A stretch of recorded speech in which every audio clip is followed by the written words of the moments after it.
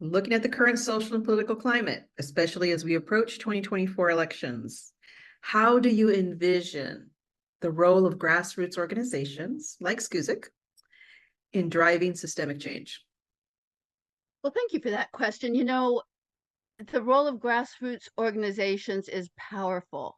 It's essential. The problem is so huge and so systemic that every one of us has to do what we can to change the course of this wave of hate and violence. In California, I was just looking at the statistics.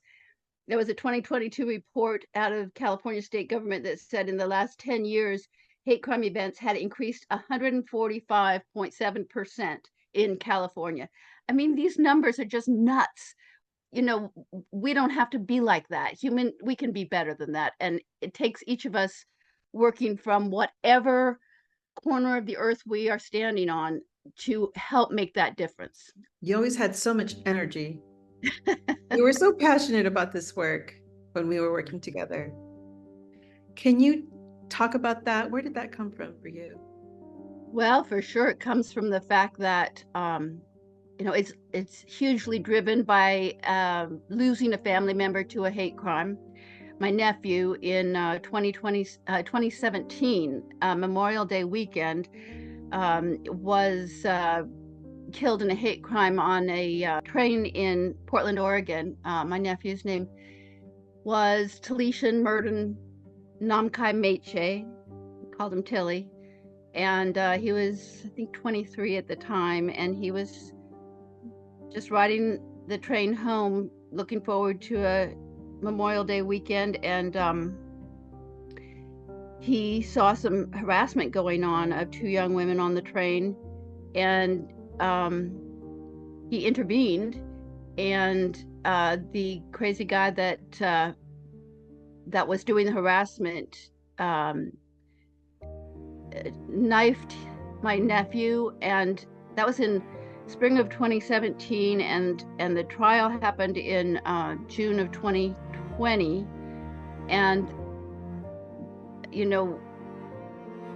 difficult as all that has been for my family, once the trial was behind us and we had a little time to breathe, I was looking for what I could do in honor of my nephew. This is him dancing at one of his sister's weddings with his grandma. In trying to